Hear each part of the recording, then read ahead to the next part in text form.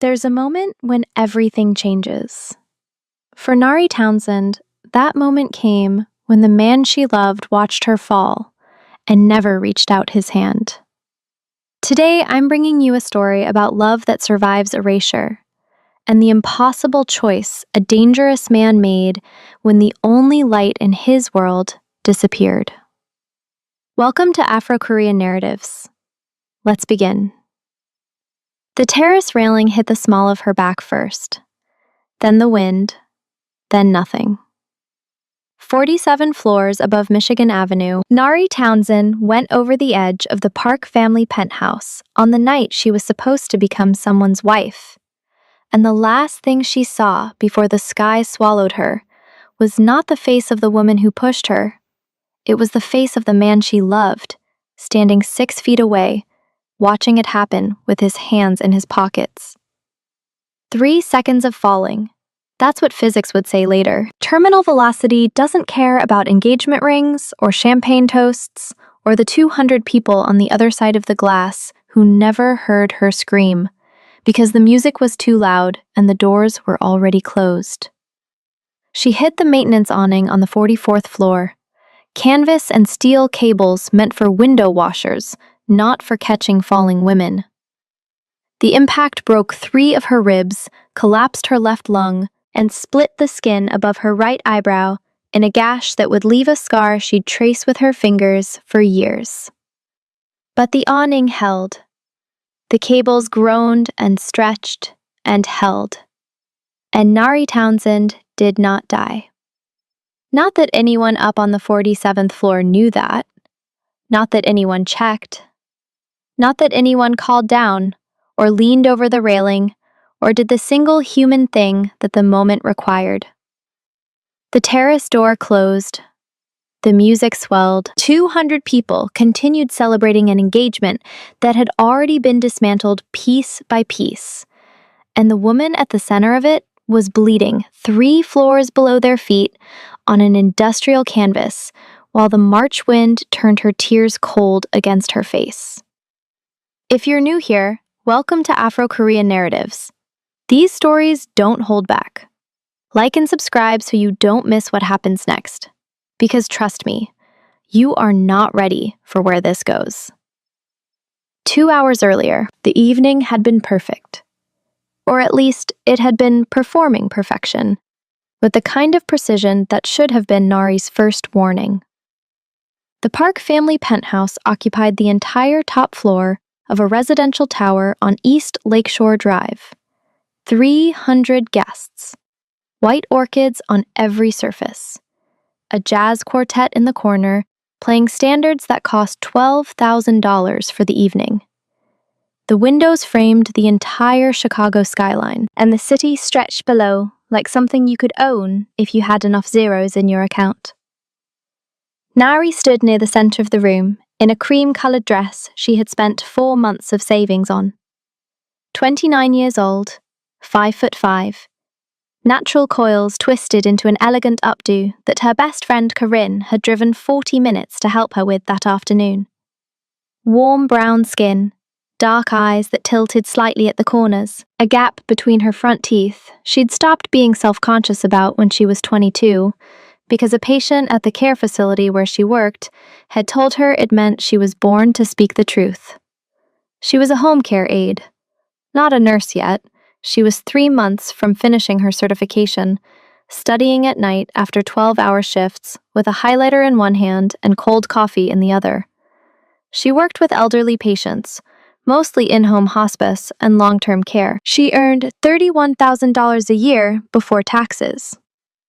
She lived in a 1-bedroom in Rogers Park with a radiator that clanked and a neighbor who played gospel music at 6 every morning, which Nari never complained about because the music was good and the neighbor, a 70-year-old retired teacher named Miss Odessa, brought her sweet potato pie on holidays and called her baby like it was a medical prescription for loneliness.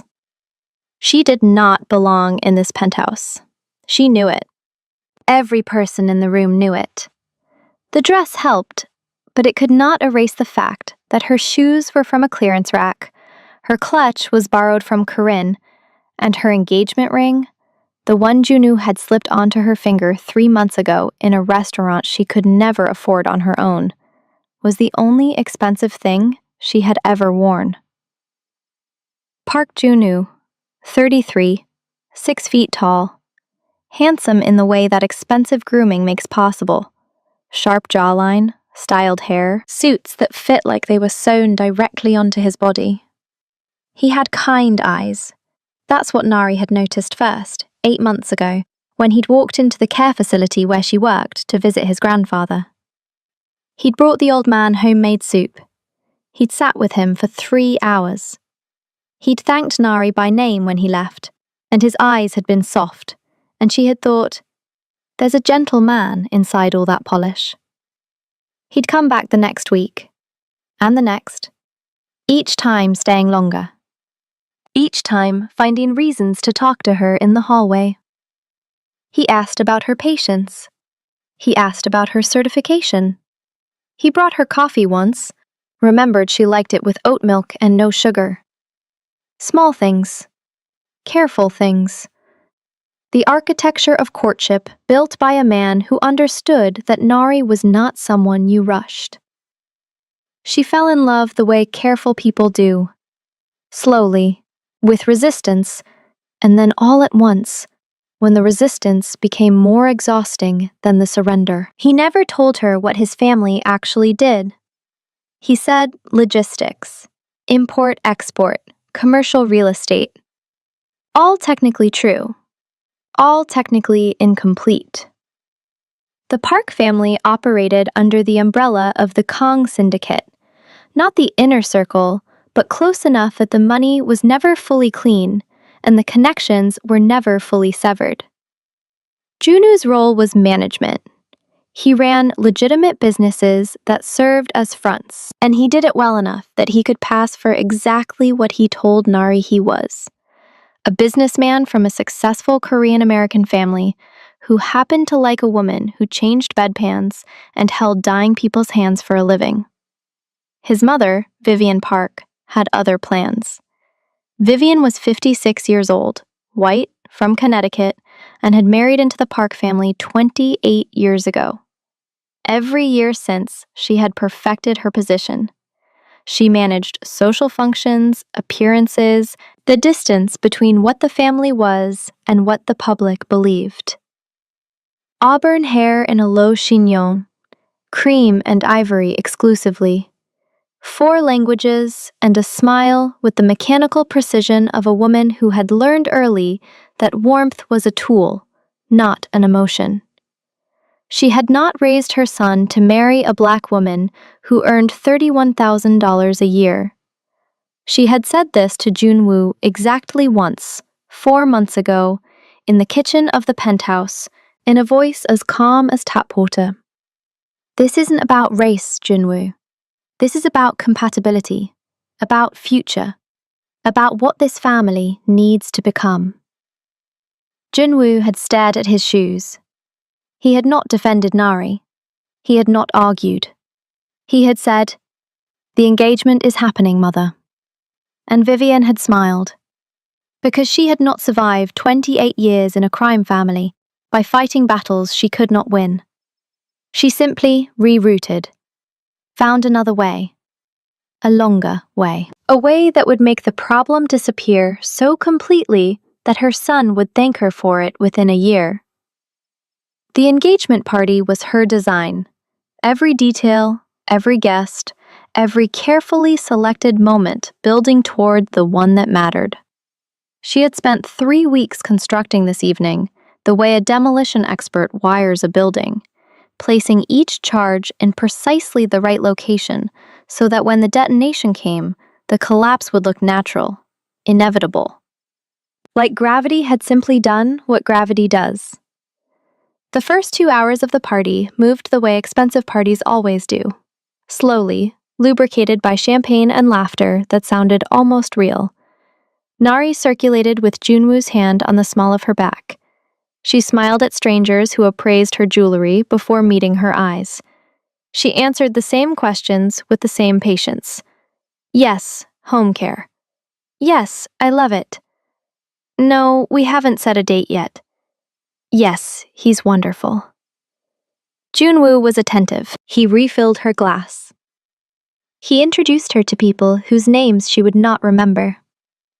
He kissed her temple once, in front of a group of his mother's friends, and the gesture felt like a small flag planted in hostile territory.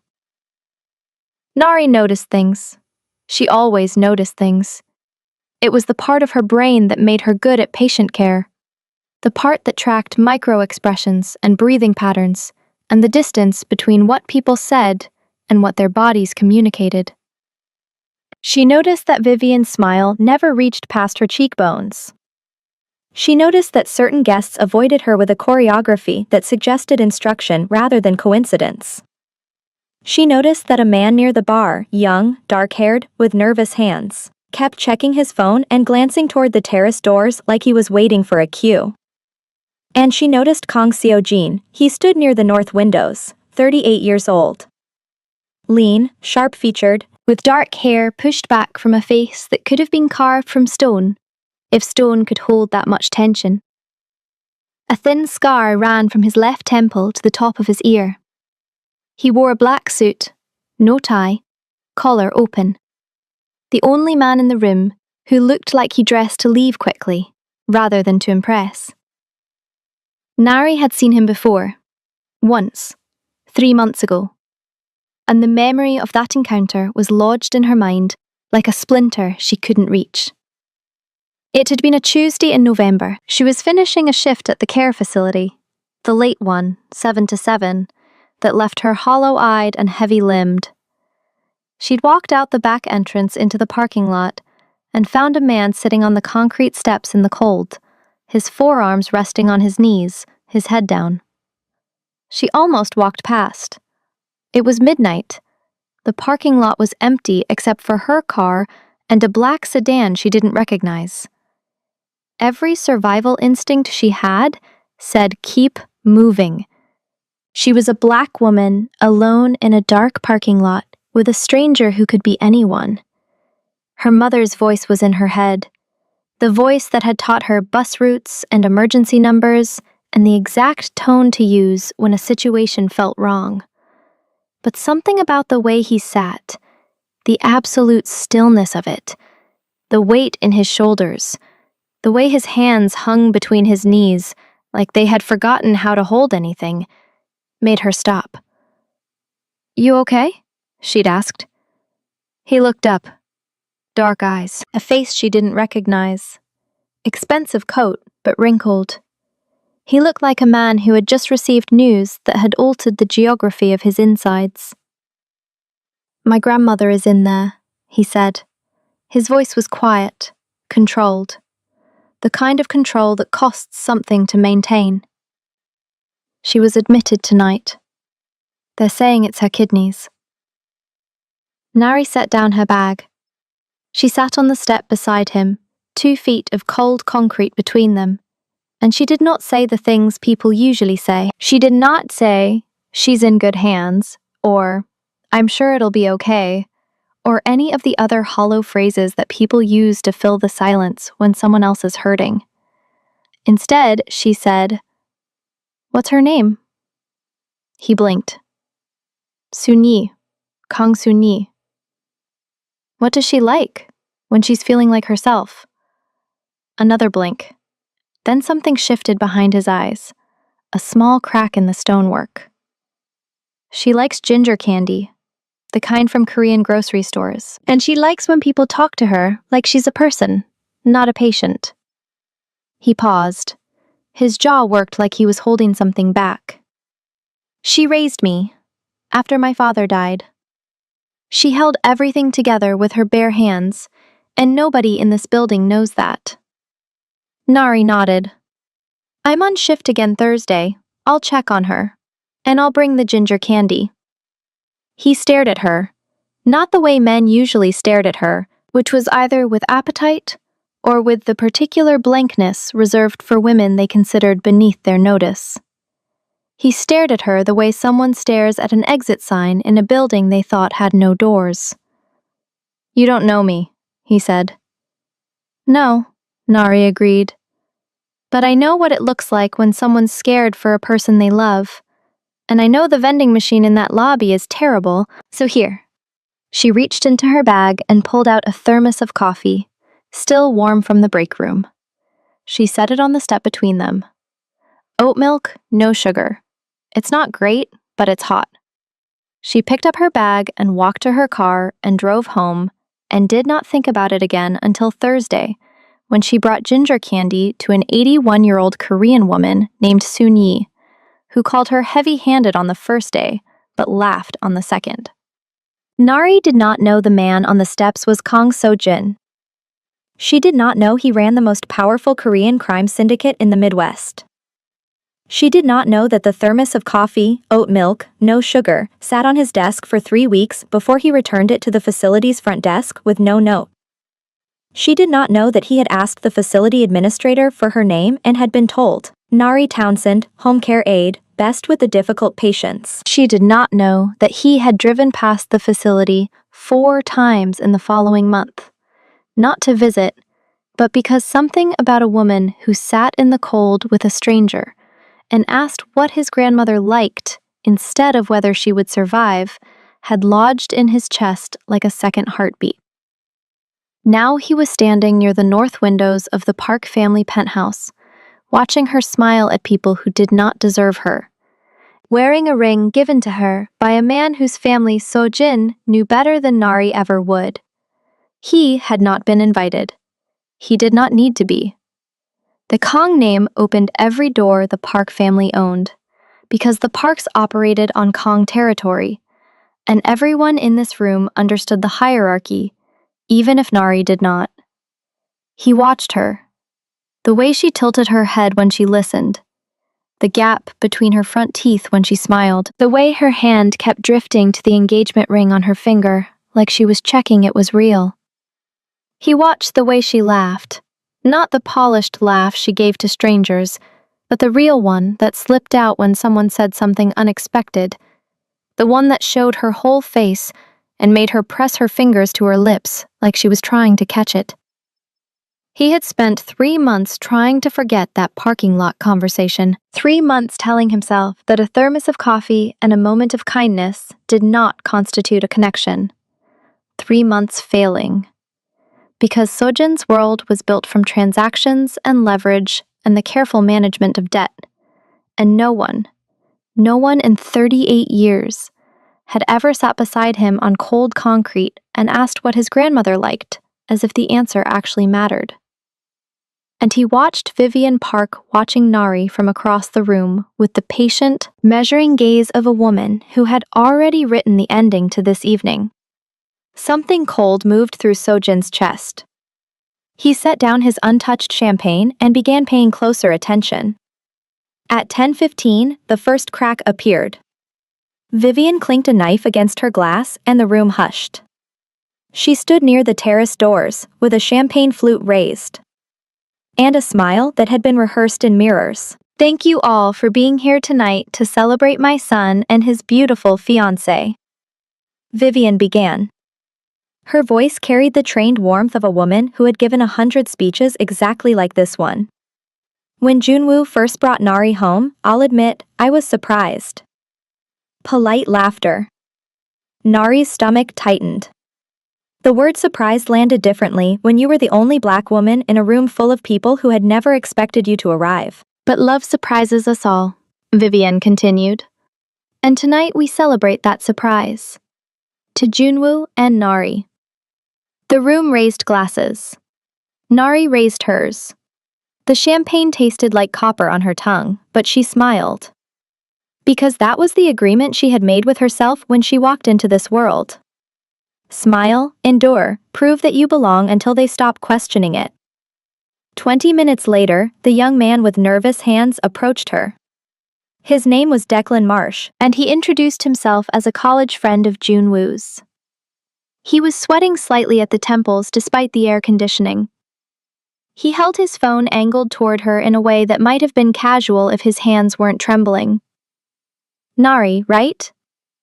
Junwoo talks about you all the time. His smile was too wide, his eyes kept darting. Can I show you something? It's a surprise we put together. Photos from college, memories, that kind of thing. Junwoo would kill me if I showed everyone before he saw it. He gestured toward the study down the hall. Nari hesitated. Something in her body sent a signal. A tightness in her fingers, a cooling at the base of her spine. The same instinct that told her when a patient's breathing pattern meant trouble. But Declan was smiling, and this was her engagement party, and she had trained herself to override suspicion with grace, because suspicion, in rooms like this, made people like her look ungrateful. She followed him. The study was dark, except for a laptop open on the desk. Declan gestured toward it, said he'd go get Junwoo, and left. The door closed behind him. Nari pressed play. It was not college photos. The screen showed a hotel room. Bad lighting, white sheets. 2 people on the bed. The woman had dark skin and braided hair, and Nari's hand flew to her mouth. The woman looked like her. Not exactly, but close enough that anyone watching would believe it was her. The man was a stranger. The date stamp read 3 weeks ago. The study door opened. Vivian stood in the doorframe with 6 guests behind her, faces already arranged into shock. I tried to protect my son from this, Vivian said, voice quaking with precision. I hired a private investigator, and this is what he found. The guests stared at the screen. Nari's voice came out stripped. That's not me. I would never. The investigator confirmed the dates, Vivian said, each word placed like a stone. She's been seeing this man since before the engagement. Nari turned to find Junwoo. He was in the hallway behind the group. His expression was blank, not shocked, not confused. Blank, the face of a man who had received this information hours ago. Junwoo, her voice cracked. You know me, that is not me. He looked at her, and in his eyes she saw something that made her chest collapse. Not anger, not betrayal. Relief. The relief of a man given permission to do what he didn't have the courage to do himself. I think you should leave, Nari, he said quietly, and the words ended everything. The next 12 minutes happened in fragments. Nari pushed through the group. Vivian's voice behind her amplified. I'm so sorry, everyone. My son has been deceived. Guests parting like water. Face rearranged into contempt, pity, satisfaction. Her cream dress suddenly wrong for different reasons. Her borrowed clutch on the floor. Her hands shaking so hard she couldn't pick it up. She made it to the terrace because the terrace was the only direction that wasn't blocked by people. The glass doors were heavy. She pushed through them and the March wind hit her wet face, and she gripped the railing and breathed. She heard the door open behind her. She expected Junwoo, expected an explanation. But it was Vivian, and behind her, Declan, no longer smiling, no longer nervous, moving with sudden purpose. You should have let him go quietly, Vivian said. Her voice had lost its performance quality, flat, operational. I offered him money to end this. He refused. So now it ends my way. Declan's hands hit her shoulders, hard, fast, instructed, not impulsive. The railing caught her lower back, and her center of gravity shifted, and the sky opened above her, and the last thing she saw was Vivian's face, calm, watching her fall the way she'd watch an undercooked steak sent back to the kitchen. Then the awning, the scream of cables, the crack of ribs, pain so total it whited out thought. Darkness. On the terrace, Vivian straightened her sleeves. Declan gripped the railing, his face ashen, his breathing ragged. Go inside, Vivian told him. Tell them she was humiliated and she jumped. Tell them you tried to stop her. Cry if you can manage it." She studied his face for a moment. "And Declan, if you ever speak about what happened out here, I will end more than your career." She turned and walked through the glass doors, and the March wind erased every trace of what had just happened, except for a single cream-colored heel that had fallen from Nari's foot and lay near the railing, pointing toward nothing. Inside, the party was already becoming a different story. By midnight, 200 people would believe that Nari Townsend, exposed and humiliated, had walked onto that terrace and jumped. By morning, the story would be airtight. By afternoon, it would be permanent. And 44 floors above the street, bleeding on a maintenance awning in the dark, Nari Townsend breathed. Broken, erased, alone, but breathing. Across the room, Kang So-jin had watched Vivian walk to the terrace. He had watched her return without Nari. He had seen the slight adjustment of her sleeves, the gesture of a woman brushing off something unpleasant. He moved to the terrace doors, stepped out. The railing, the wind, one cream-colored shoe on the concrete.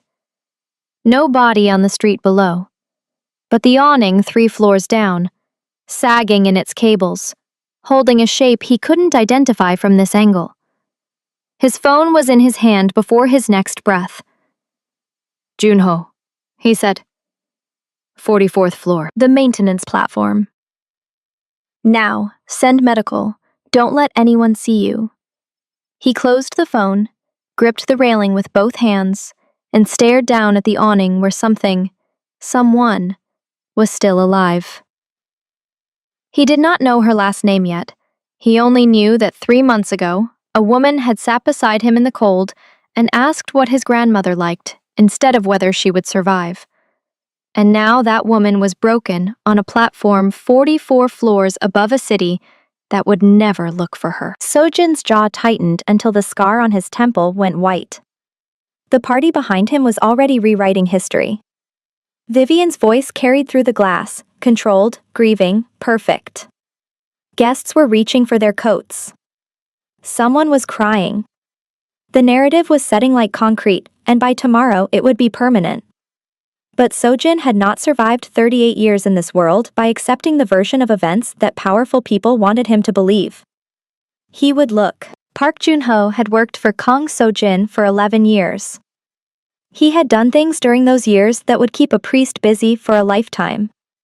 He had moved money, he had moved people. He had once driven 400 miles in a single night to deliver a message that could not be trusted to a phone call. He did not ask questions that were not his to ask. And he did not hesitate when So-jin's voice carried the particular flatness. That meant something had shifted from optional to necessary. Tonight, So-jin's voice was not flat.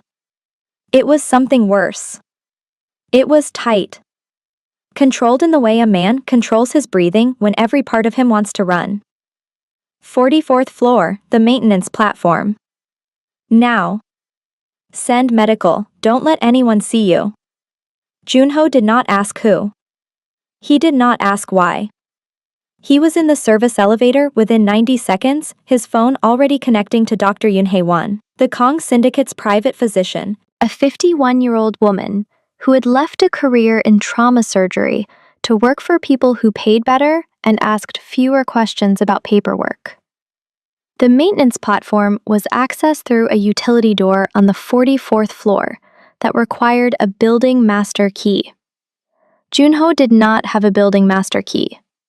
He had something better: a locksmith's pick set and the understanding that locked doors were suggestions, not barriers.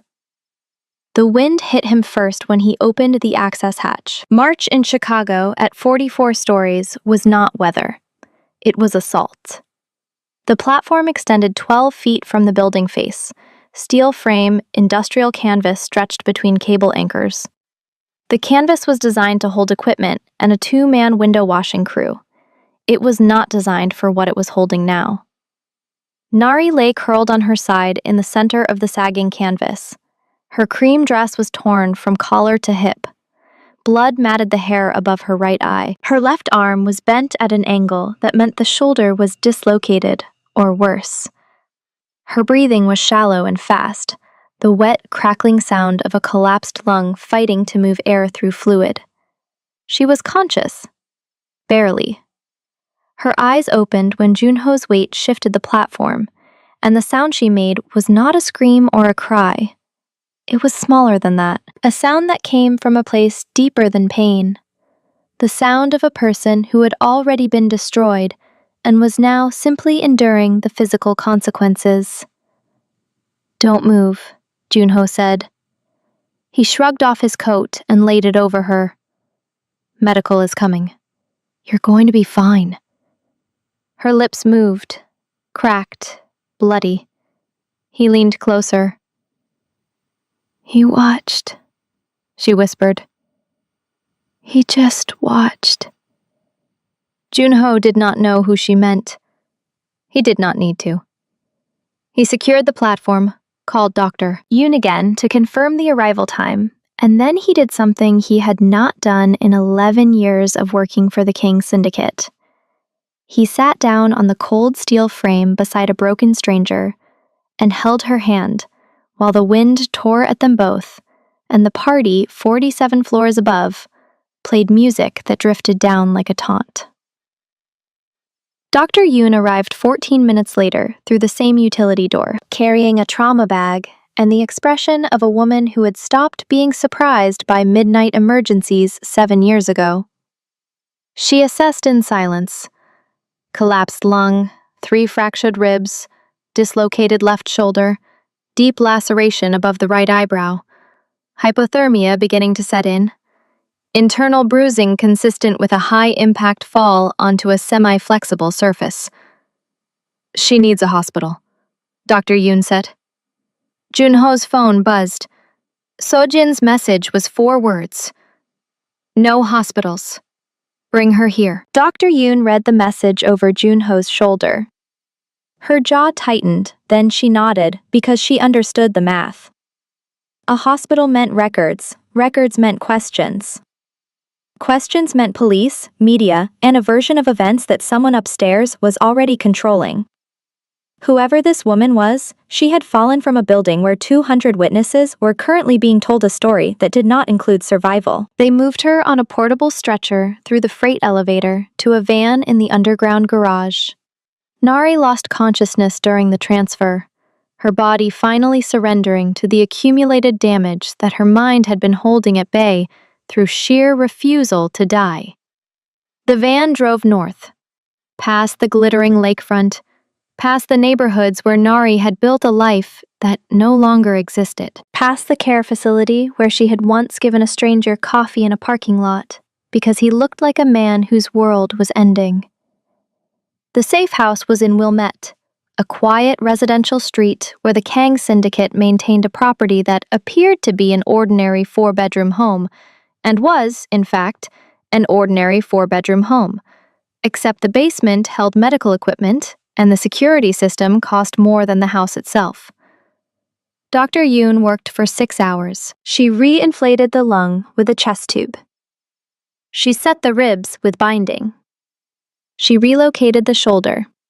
Nari screamed through the sedation, a sound that traveled through the floor and reached Sojin in the kitchen above, where he stood with his back against the counter and his eyes closed and his hands gripping the edge of the granite until his knuckles went white. Each scream pulled something loose inside him, not pity. He had grown up around suffering, and pity was a reflex he'd trained out of himself by 20. This was different. This was the specific, unbearable sound of someone who had done nothing wrong being punished for existing, and it reached a part of him that no amount of training could touch. By 4 a.m, Nari was stable, sedated, breathing through supplemental oxygen. The gash above her eye had been stitched, 23 sutures in a line that would scar. Her vitals were steady, her color was returning. She was, by every medical measure, going to survive. Dr. Yoon came upstairs and found Sojin exactly where she had left him. "She'll live," Dr. Yoon said. The ribs will take 6 weeks. The lung will heal in 2 if there's no infection. The shoulder is relocated, but she'll need physical therapy. She paused, studied his face with the diagnostic precision she applied to everything. Who is she? I don't know yet, Sojin said. You brought a woman you don't know to a safe house and had me perform emergency surgery at 3 in the morning? Yes. Dr. Yoon waited for more. It did not come. She had worked for this man long enough to know that silence was his most common language, and that the things he did not say were usually more important than the things he did. She said something while I was working, Dr. Yoon offered. Through the sedation. She kept saying, it wasn't me. It wasn't me. Over and over. Whatever happened to her? She didn't just fall. Someone broke her before she ever hit that awning. Sojin's eyes opened. Dark. Still. The kind of still that precedes earthquakes. Thank you, Dr. Yoon, he said. Please stay with her tonight. He walked upstairs to the room he used when he stayed at the safe house. He sat on the edge of the bed and pulled from his jacket pocket a single cream-colored shoe, the one from the terrace. He had picked it up before coming downstairs. He didn't know why. The same way he didn't know why he'd kept the thermos for 3 weeks, or why he'd driven past the care facility 4 times in a month, or why the sound of a stranger's voice asking about his grandmother's ginger candy had embedded itself in his memory like a song he couldn't stop hearing. He set the shoe on the nightstand. He did not sleep. The official story took less than 48 hours to become the truth. The Park family issued a statement through their attorney on Wednesday morning. A young woman, unnamed out of respect for her privacy, had experienced a mental health crisis at a private gathering and had taken her own life by jumping from the building's terrace. The family was devastated. Counseling was being offered to witnesses. The building's management company expressed condolences and stated that all safety codes had been met. No body was recovered. This was explained by the building's proximity to the lake and the March winds that could carry debris significant distances. Search teams found nothing. The case was classified as a presumed death pending further evidence. By Thursday, the Chicago Tribune ran a 4-paragraph story on page 11. By Friday, it was gone. A woman with no prominent family, no social media presence, and no one powerful enough to demand answers, had disappeared from a building owned by people who could make inconvenient questions stop being asked. Nari Townsend ceased to exist. Or, that was the version Vivian Park was selling, and the world was buying it with the passive acceptance that people reserve for tragedies that happen to strangers.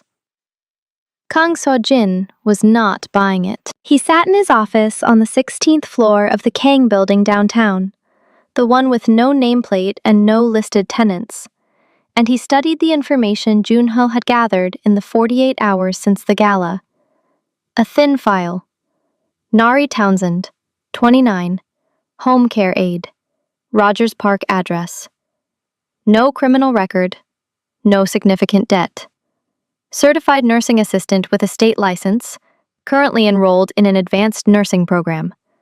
Emergency contact listed as Corinne Webb, friend, same neighborhood. And a photograph, not a professional one, a candid from the care facility's staff page. Nari in scrubs, smiling, the gap between her front teeth visible, her coils pulled back. She looked like a person who smiled because she meant it, not because someone was watching. Sojin stared at the photograph for a long time.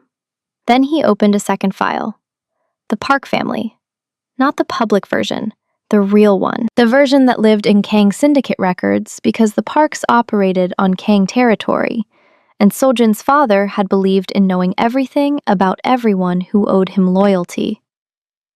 Park Junwoo, 33, MBA from Northwestern. ran 3 legitimate businesses under the Kang umbrella. Clean on paper, weak in practice. The kind of man who followed instructions from whichever voice in his life spoke loudest. And for the last 28 years, that voice had been his mother's. Vivian Park, née Vivian Hartley, married Daesung Park in 1997.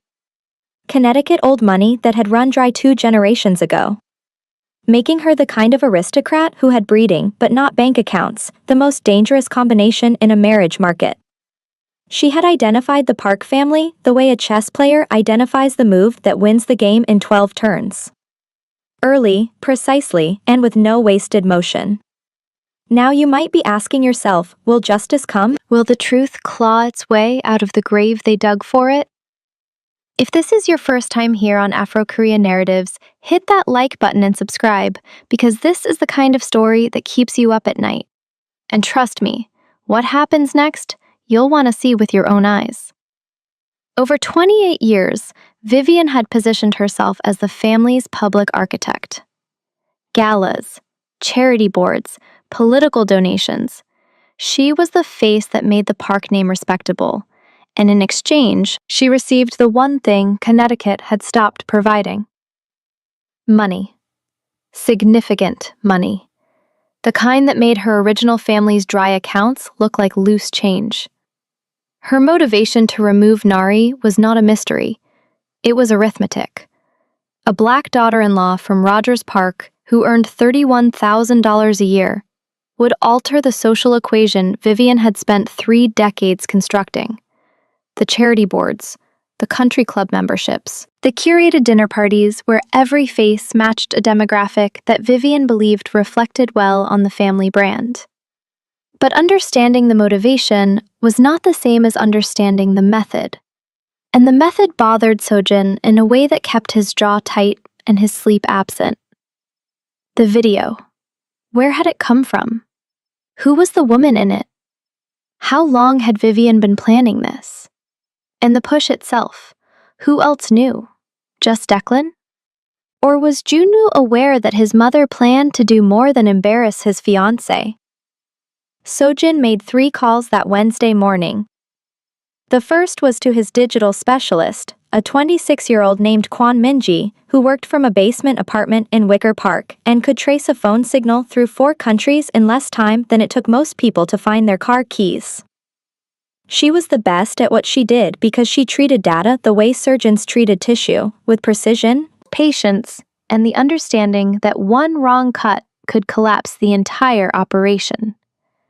He sent her the security footage from the Penthouse lobby that Junho had quietly obtained from a building employee who understood that King requests were not optional.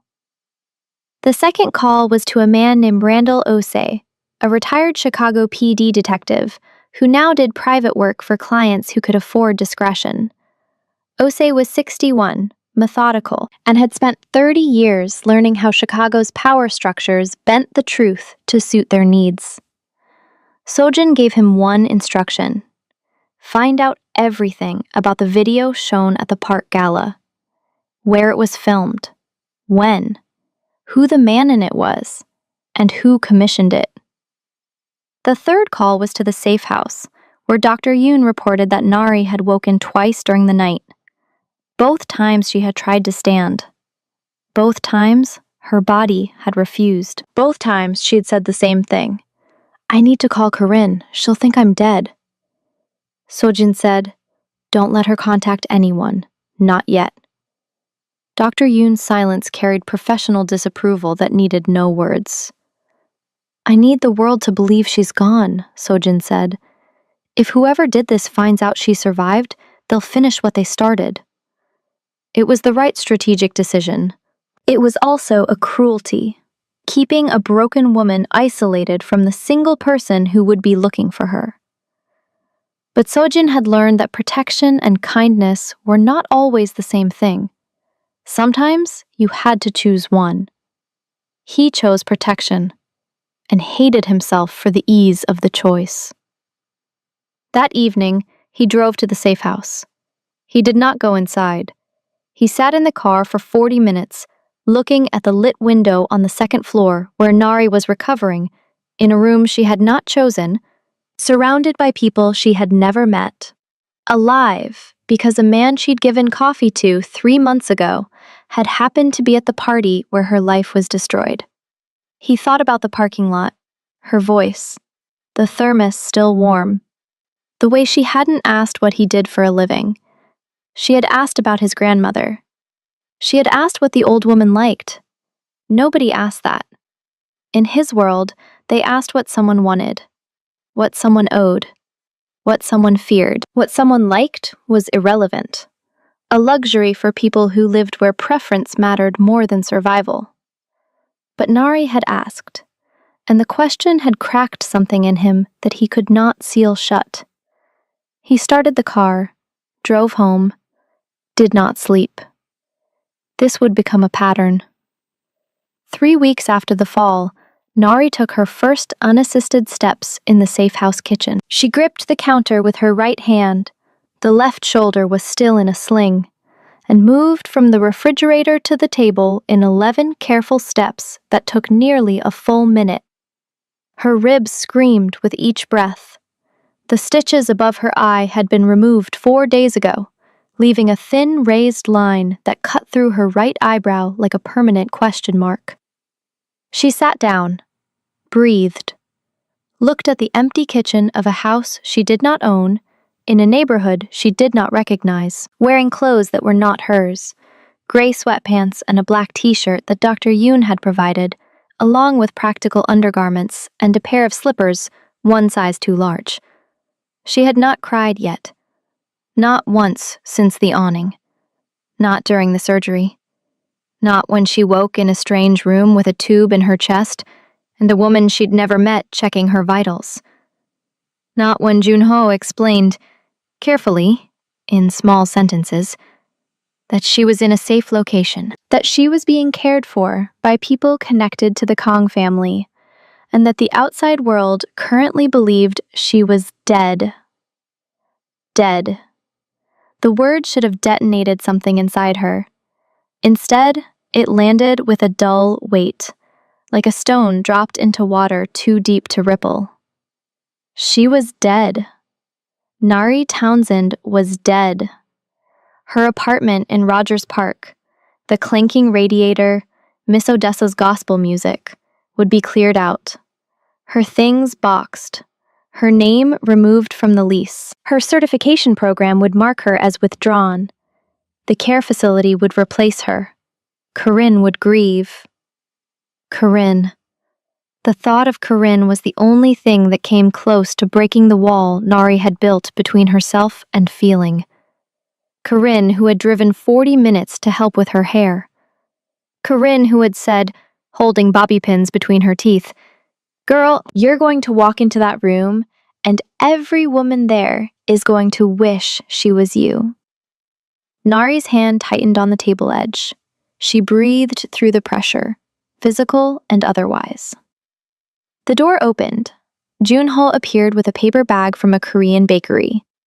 He had been bringing food twice a day since she arrived, always from different places, never asking what she wanted, somehow never wrong.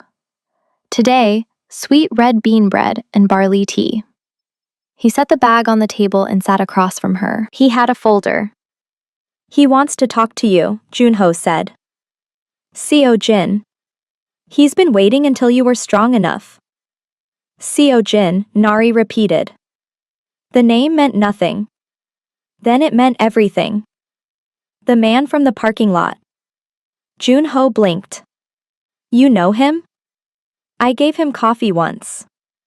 His grandmother was admitted. She studied Junho's face. The careful blankness, the hands flat on the table. Years of reading bodies for what mouths wouldn't say. "He's the one who found me." "Yes." "Why?" Junho opened the folder instead of answering. Inside were printouts. Phone records, a photograph of Declan Marsh. A screenshot from a social media post, the 12-second video from the gala showing Nari's face surrounded by accusation. "This man," Junho said, pointing to Declan's photo. He was paid $8,000 2 weeks before the gala. The payment came from an account registered to a consulting firm called Hartley and Associates. Hartley, Nari said. Vivian Park's maiden name. The kitchen was very quiet. The refrigerator hummed. Nari's ribs ached. Something was shifting inside her. Not anger yet, but the architecture that anger would eventually occupy. The framing. The foundation. The video shown at the gala, Junho continued. Our specialist traced the metadata. It was filmed 6 weeks ago in a hotel in Milwaukee. The woman in it is an actress, paid through the same consulting account. Her name is Brielle Washington. She was given specific instructions on hairstyle, body positioning, and camera angles to maximize resemblance to you. 6 weeks, Nari said. She started planning this 6 weeks before the party. At minimum, the consulting account was opened 9 weeks ago. 9 weeks. Nari had been engaged for 12. Vivian had started constructing her destruction before the first venue was booked. Before Nari chose her dress. Before she allowed herself to believe she was going to build a life with a man who loved her enough to stand between her and a world that didn't want her there. He had stood between nothing. He had watched. Hands in pockets. Face blank. Relief in his eyes. She thought about the ring, the one that had slipped off her finger during the fall, and was now somewhere in the Chicago night. In a gutter, on a rooftop, in the pocket of a stranger who found it glinting on the sidewalk. She did not miss it. She missed what she thought it meant. She missed the version of herself that had believed a piece of metal could make her belong somewhere. There's more, Junho said. His voice was careful now. The way you speak to a person near a ledge, not a physical one, but the kind where the drop is just as permanent. The police report lists your death as presumed suicide. The building's terrace security footage was recorded over within 2 hours. Our specialist recovered fragments, but the key footage, the minutes before you went over, is gone. Someone with access to the security system erased it. Vivian. Or someone working for her. The building security manager received a wire transfer of $15,000 the morning after the gala. He retired the following week. Moved to Arizona. New phone number. No forwarding address. Nari stared at the printouts. Declan's face, the consulting account, the actress from Milwaukee, the wire transfer. Each piece clicking into place like bones reassembling into a skeleton she hadn't known was buried beneath her. She had believed, even through the pain, even on the awning when her body was deciding whether to continue or surrender, that some part of what happened was her fault, that she'd been naive, that a woman who earned $31,000 a year had no business standing in a room with crystal chandeliers thinking she could belong. But this was not naivety punished. This was architecture. 9 weeks of engineering the total destruction of another human being. And the reason wasn't love or jealousy or even hatred. It was accounting. Nari didn't fit the spreadsheet. And for that, for the crime of being the wrong color, the wrong class, the wrong woman in a room full of people who had decided what the right one looked like, she had been erased from the world as cleanly as if she had never existed at all. She looked up at Junho, eyes dry, voice steady. Behind the wall she'd built, something was waking. Something with teeth. When can I talk to him? She asked. Junho picked up his phone. Now, if you're ready. 2 floors above, in the car that had just pulled into the driveway, Kang So-jin turned off the engine and sat in silence for 11 seconds. He had driven here every night for 3 weeks. He had never gone inside. Tonight, he would. He opened the car door. The March wind cut through his coat. He walked toward the house where the woman who had given him coffee in a parking lot was waiting to learn that the man she trusted had helped erase her from existence, and that the only person still looking for the truth was someone she had met once and never expected to see again. His hand found the doorknob. He turned it. He stood in the kitchen doorway for 4 seconds before she looked up. 4 seconds. Long enough for Sojin to register the sling on her left arm, the scar bisecting her right eyebrow, the way her body held itself with the careful rigidity of someone managing pain in every direction at once. Long enough to see that the woman sitting at this table was not the same woman who had sat beside him on cold concrete 3 months ago. That woman had been whole. This one had been dismantled and was holding herself together through willpower and the refusal to give anyone the satisfaction of watching her collapse. Nari looked up. Their eyes met. She recognized him immediately. Not his name, she still didn't know that, but the shape of him. The sharp features, the tension in his jaw, the way he stood slightly apart from the space around him, as if occupying a room and belonging in it were two different things. The man from the parking lot. The man whose grandmother liked ginger candy and being spoken to like a human being. "You kept my thermos," she said. Of all the things she could have said, "Who are you? Why did you save me? What do you want?" She chose the one that made Sojin's chest constrict in a way he was not prepared for. Because it meant she remembered. Not the syndicate boss, not the man with resources and reach and a network that spanned the Midwest. She remembered the man on the steps, the thermos, the small human moment that had meant nothing to anyone except the two people who shared it. 3 weeks, he said. I returned it to the front desk. I know, they told me. The ghost of something, not quite a smile, but the memory of where a smile used to live, crossed her face. No note. I'm not good with notes. Junho stood behind Sojin in the hallway, watching this exchange with the expression of a man who had served this boss for 11 years and had never once seen him speak to another person as if the words cost him something. Sojin stepped into the kitchen. He did not sit, he stood near the counter, maintaining distance. Not from discomfort, but from the understanding that this woman had been touched without permission, moved without consent, and kept in a house not her own. The least he could offer was space. My name is Kang Sojin, he said. I run the Kang organization. The parks operate under our authority. I was at the engagement party because every significant event in park family business involves my awareness, if not my approval. He paused. I did not approve what happened to you. Nari studied him. Not his words, his body. The way his hands hung at his sides, deliberately open. The way his weight shifted slightly forward, toward her, like gravity was making a decision his mind hadn't authorized. The tension in his shoulders that she now recognized as permanent, the posture of a man who carried things he could not set down. Junho showed me the file, she said. Vivian paid for everything. The actor, the video, the man who pushed me. She erased the footage. Yes.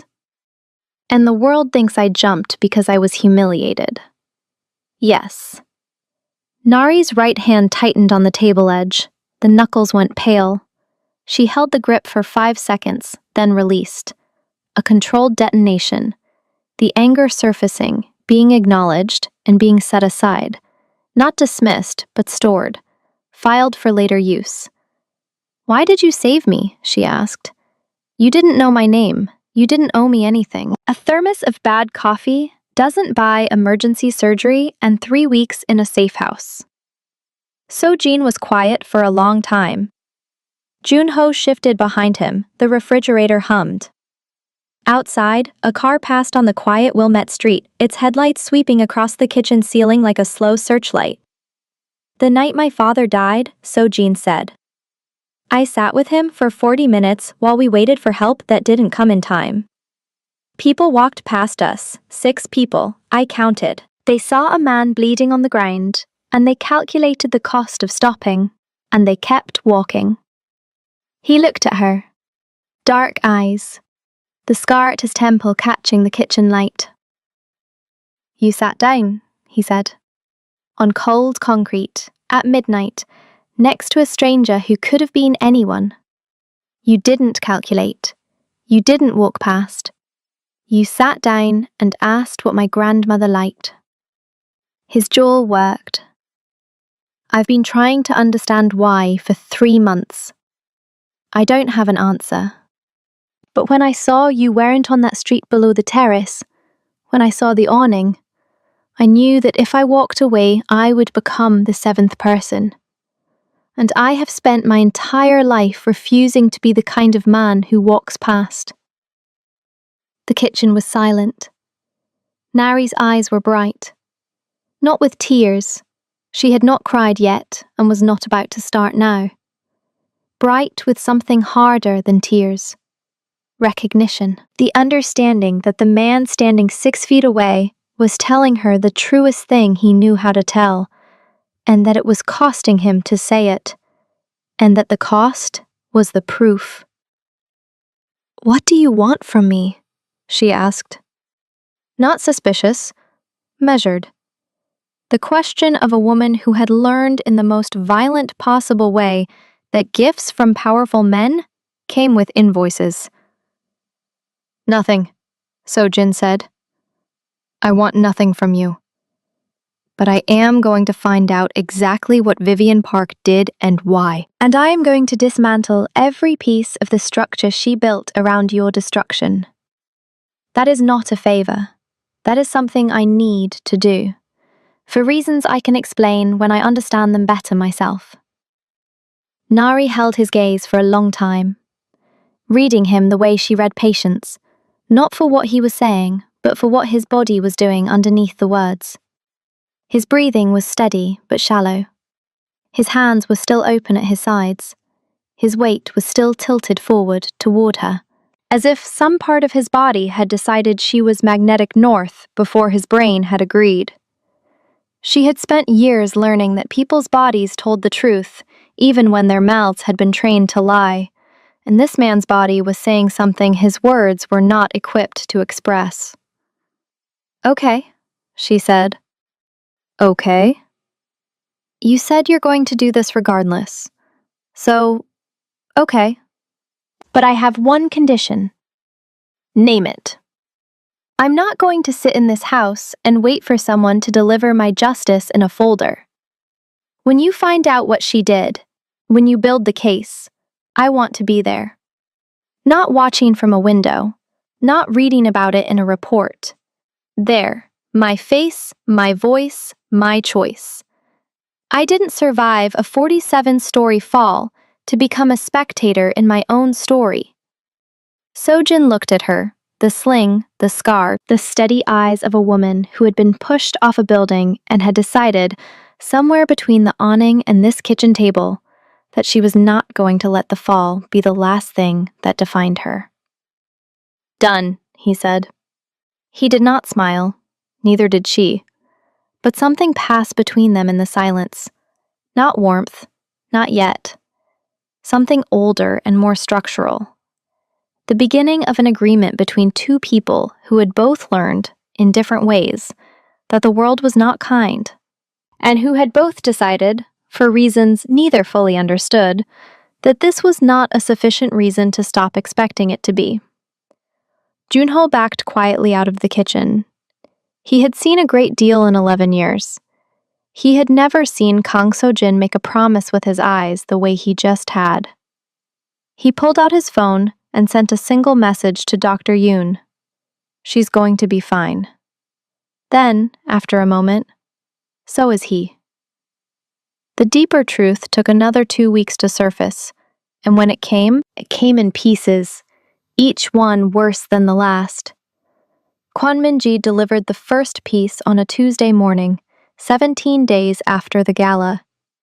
She walked into Sojin's office with a laptop and a flash drive, and the flat expression of someone who had found something that made her want to shower. "The video from the gala," she said, setting the laptop on his desk. "I traced the production chain. The actress, Brielle Washington, was recruited through a casting agency in Milwaukee. Standard NDA. She was told it was for an independent film. The director who handled the shoot is a man named Victor Hale. He runs a small production company that specializes in, and I'm quoting his website here, discrete visual content for private clients." "Blackmail material," Sojin said. "Functionally, yes. He's done work for divorce attorneys, corporate sabotage outfits, and at least 2 political campaigns. Vivian found him through her attorney, a man named Lyle Brennan, who has handled Park family legal work for 9 years. Minji opened a file on the laptop. Brennan also drafted the consulting agreement for Hartley and Associates. He structured it to look like marketing expenses, clean on paper. So the attorney knew. The attorney built the infrastructure. Minji paused, pulled up a second file. "But here's what you need to see. Phone records from the night of the gala." I pulled Declan Marsh's call log. She turned the screen towards Sojin. Declan Marsh had made 4 calls that evening. The first to Vivian at 8:15, 20 minutes before the party's official start. The second at 9:42, during Vivian's toast. The third at 10:28, 2 minutes after the video was shown in the study. The fourth call was at 10:41, 1 minute before Nari went over the railing. The call was not to Vivian. It was to Park Jun-woo. Sojin stared at the screen. His face showed nothing. Inside, something recalibrated, the way a scope adjusts when the target shifts.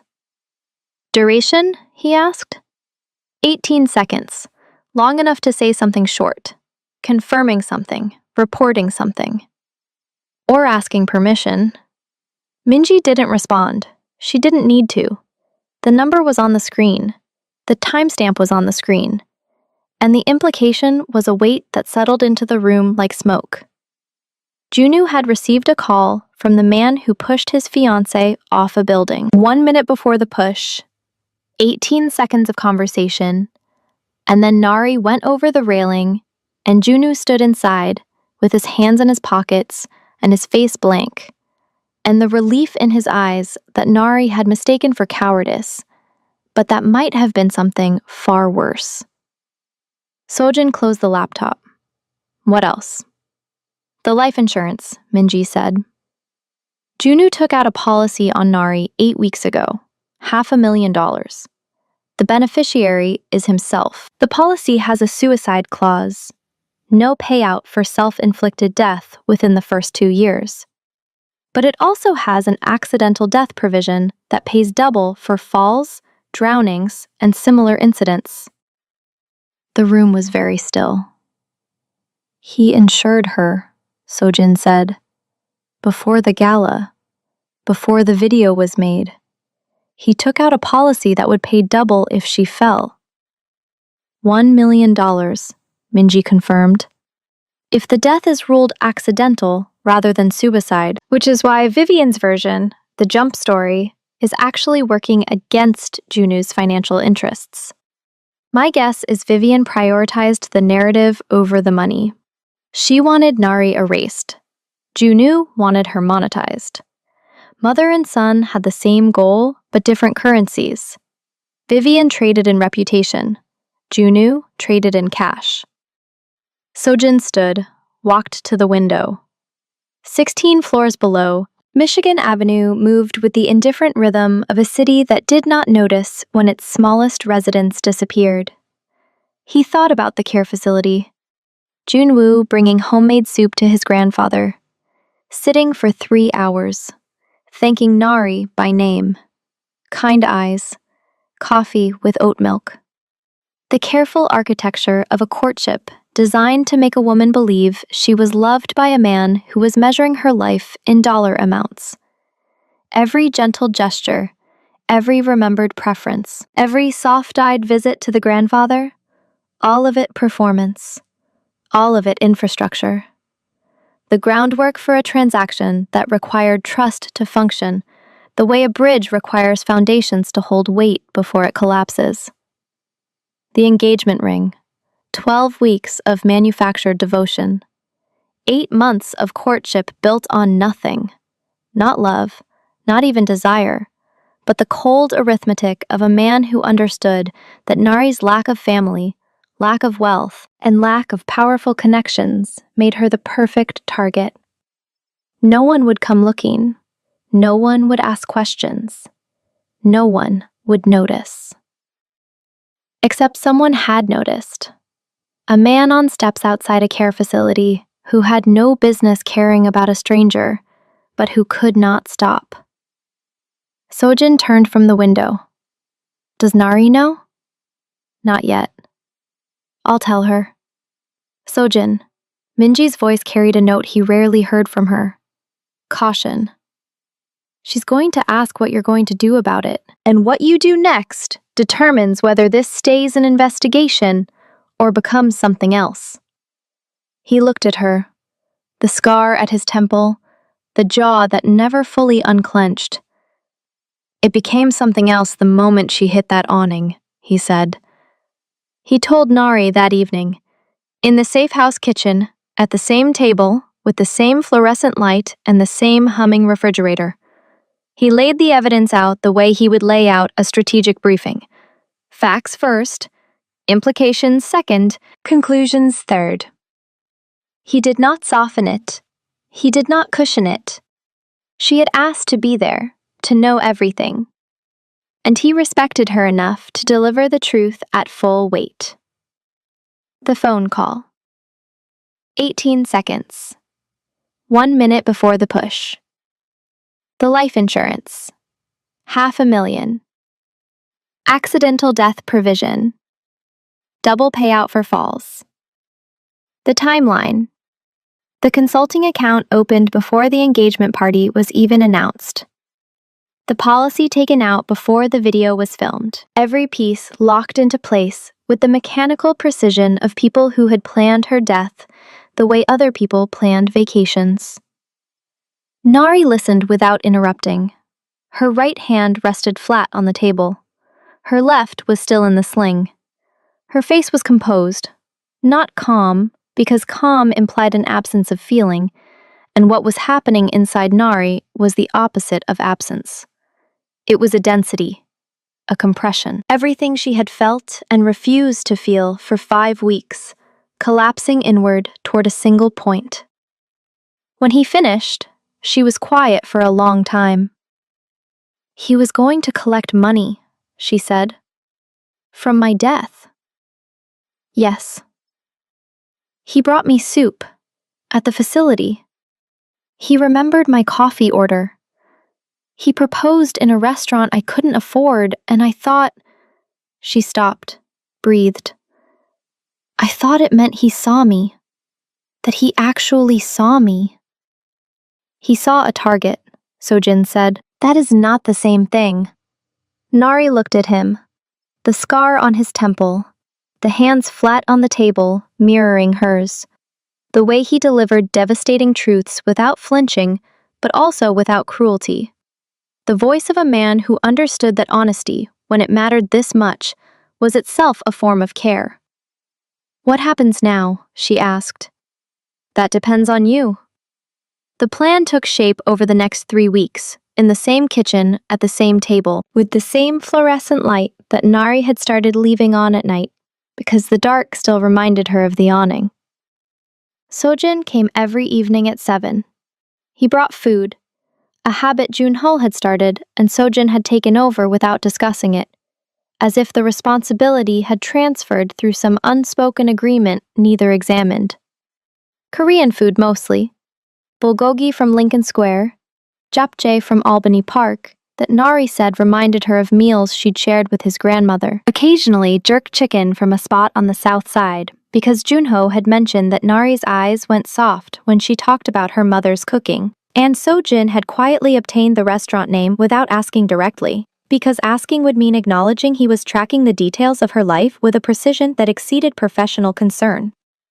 He was paying attention. The way she held her fork with her right hand only, the way she tilted her head when processing information, the way her voice dropped half a register when angry, which happened more as her body healed, and the wall between herself and feeling developed cracks. Nari was paying attention too. She noticed he always stood when she entered a room, that his eyes tracked to her sling first, then scar, then eyes. The same sequence every time, like a mental checklist before allowing engagement. She noticed his jaw unclenched by a fraction when she spoke about the care facility or Corinne, visible only to someone trained to read bodies. She did not name what she noticed. Not yet. There were more urgent things. The plan. Sojin laid it out on a Wednesday evening in April, 6 weeks after the fall, with documents spread across the kitchen table like a battlefield map. Vivian is hosting the Park Foundation's annual benefit in June, he said. 300 guests. Black tie. It's the family's largest public event. Donors, politicians, media, the same crowd that was at your engagement party, plus 200 more. She wants to be seen, Nari said. She needs to be seen.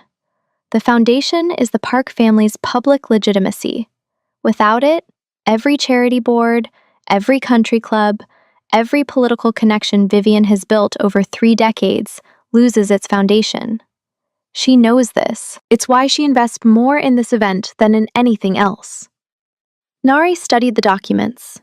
Guest lists, floor plans, seating arrangements, security protocols, the architectural blueprint of Vivian Park's most carefully constructed performance. You want to use the benefit, Nari said. I want to give you a stage. Something electric passed through the kitchen. Nari's spine straightened, not from pain, but from something that lived on the other side of pain. Anticipation. The feeling of a woman who had been pushed off a building, discovering that gravity could work in more than one direction. Here is what we have, Sojin continued. Declan Marsh. Payment records, phone logs, connection to Vivian through the Hartley account. Victor Hale. The production trail for the fake video, including the actress's contract. Lyle Brennan. The attorney's role in structuring the operation. The security manager. Wire transfer and sudden retirement. And Junwoo, he paused. The life insurance policy and the 18-second phone call. But no recording of the call itself. No. And no terrace footage. Vivian was thorough. So it's circumstantial. In a courtroom, yes. At a benefit gala in front of 300 donors and 4 media outlets, circumstantial becomes devastating. The standard isn't reasonable doubt, the standard is public belief. And public belief runs on emotion, not evidence. Nari looked at him. He was leaning forward, forearms on the table, close enough that she could see the texture of the scar at his temple. The way the skin had healed, slightly raised, like a permanent underline beneath something important. You want me to walk into that gala, she said. I want you to walk into that gala alive, in front of every person who was told you jumped, in front of Vivienne, in front of Junwoo, in front of the media. And I want them to see your face and understand that the story they were sold was a lie. And then I present the evidence. Not all of it. Enough. The payments, the actress, the timeline. Enough to make every person in that room recalculate what they believe. And enough to give Vivian a choice. Cooperate with a full accounting of what happened, or watch me dismantle the Park family's public legitimacy, piece by piece. You would do that? Dismantle the Parks? They operate under you. They operate under me at my discretion. Discretion can be revoked. The simplicity of it, The quiet, absolute power in a sentence that sounded casual but contained the potential destruction of an entire family's position reminded Nari of who she was sitting across from. Not a rescuer, not a protector. A man who ran a criminal organization and who could, with a single decision, rearrange the power structure of an entire city. And he was asking her what she wanted to do. Not telling her, asking. "There's a risk," she said. "If I walk into that room, they'll know I survived. Whatever protection being dead gives me disappears." "Yes. And if Vivian finds a way to spin it, to control the narrative, like she did at the engagement party?" "She won't." "You can't guarantee that." "No, but I can guarantee she will never again be in a room where she controls the story. The moment you walk through that door, the story changes. Permanently. You are the evidence, Nari. Your face, your scar, your presence in a room full of people who mourned you for 4 paragraphs on page 11 before forgetting you existed. His voice was steady, but the current beneath it was not. You are the proof that the truth survived. Nari was silent. Her eyes moved across the documents on the table. Guest lists, floor plans. The evidence trail that Sojin's people had assembled over 6 weeks of meticulous, obsessive work. Every receipt, every phone log, every transaction, tracked and documented with the precision of a man who understood that patience was not the opposite of fury, but its most dangerous form. She thought about the terrace, the wind, the 3 seconds that should have ended everything. The awning that held because it was built for a purpose no one intended. The parking lot, the thermos, and the man who told her his grandmother liked ginger candy. She thought about Corinne, Miss Odessa's gospel music. The gap between her front teeth that a patient once told her meant she was born to speak truth. She had been silent long enough. "June," she said. "The benefit. June 17th. I'll be there." Sojin looked at her. The sling was off, the shoulder healed enough for careful movement. The scar had settled from angry red to thin white. She sat straighter than 6 weeks ago. Not because the pain was gone, but because she had learned to carry it standing up. "You're sure?" he said. "I was pushed off a building by a woman who decided I didn't fit her spreadsheet. I fell 47 floors onto canvas that wasn't meant for me. I survived." She held his eyes. "I'm sure."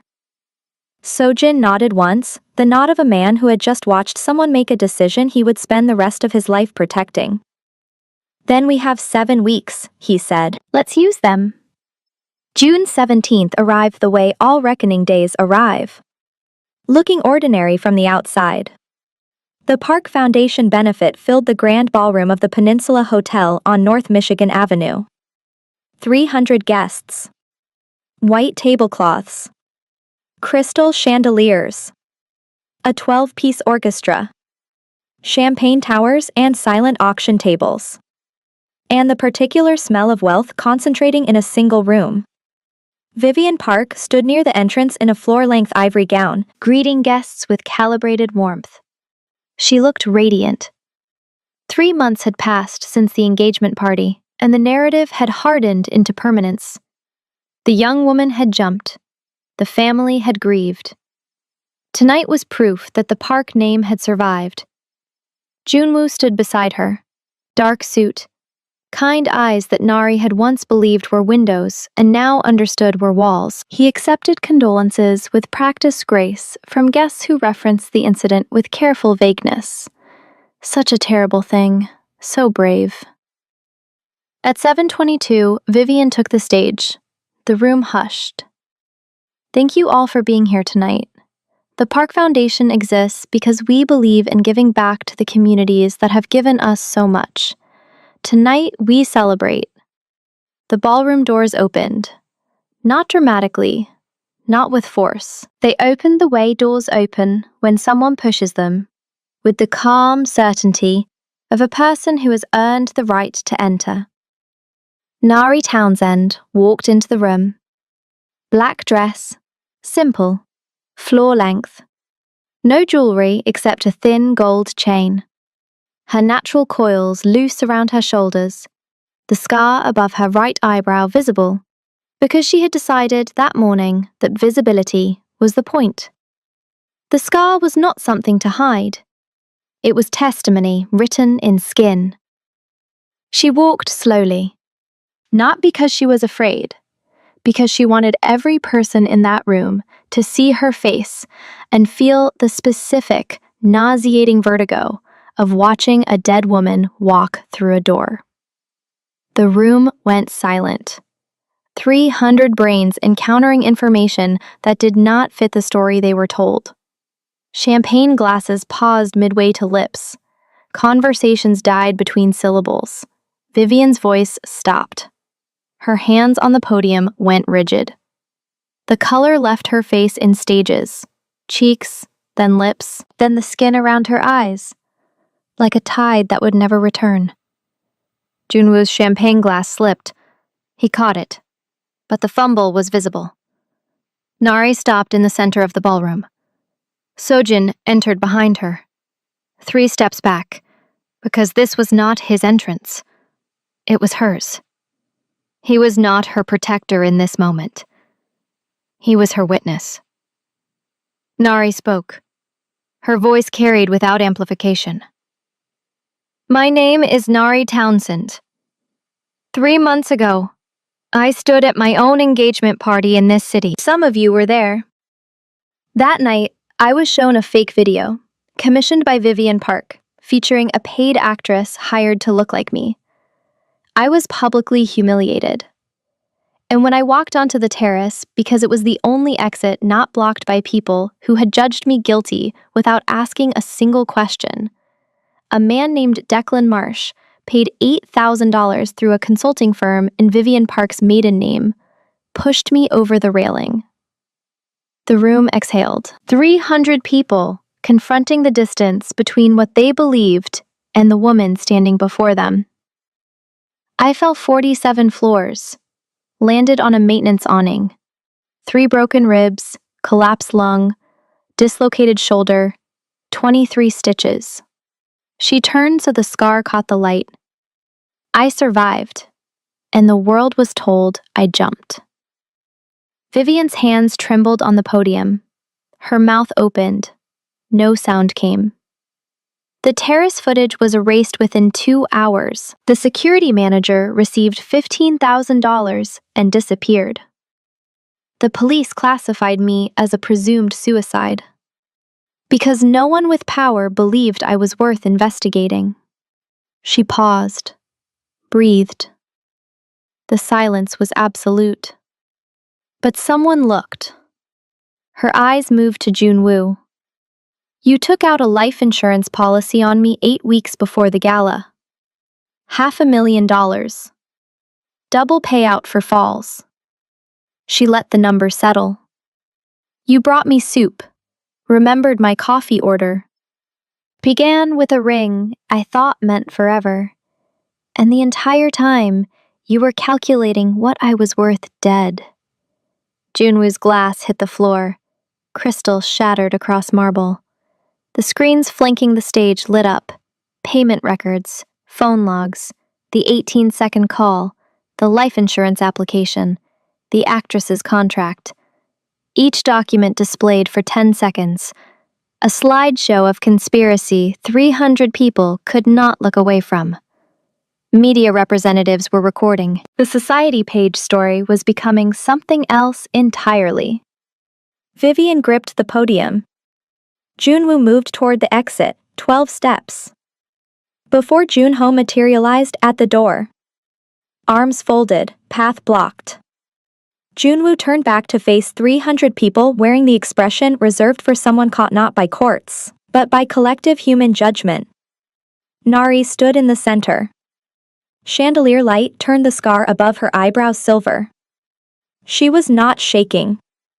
She was not crying. She was standing the way a person stands when they have decided that the ground beneath them belongs to them, and that no one, not the woman who pushed her, not the man who insured her, not the 300 strangers who forgot her in 4 paragraphs, would ever take it again. A woman who had fallen 47 floors and climbed back up every one to make this room reckon with what it had allowed. She turned and walked toward the doors, past the tables, past the champagne towers, past guests who parted for her, not like 3 months ago when she was escorted out in disgrace. This time, they moved because they understood they were in the presence of something no one expected at a charity benefit: the truth. Walking upright. Sojin fell into step beside her at the doors, not touching, not speaking. 3 inches between his hand and hers. They stepped into the hotel corridor. The eruption of voices and scraping chairs faded behind the closing doors. Nari stopped. Her shoulders dropped. The first crack in 23 minutes of composure. Her hand found the wall. Sojin did not ask if she was okay. He knew she was not. He knew what she had just done could not be measured in stitches or weeks of recovery. She had walked into a room that erased her and written herself back into existence, and the effort was settling into her body like an aftershock. "You were extraordinary," he said quietly. She looked at him, eyes bright. Not with tears. She still had not cried, and she would not tonight. Bright with something that had no name but felt like standing on solid ground for the first time since the terrace. "You looked," she said. "When no one else did, you looked." His hand moved, his fingers found hers, carefully, the way a person touches something they have been afraid to hold, because holding it would mean admitting how much they needed it. She tightened her grip. They stood in the corridor while the ballroom behind them burned with the consequences of truth, and they held hands like 2 people who had both survived falling and had found, against every probability, that the ground they landed on was each other.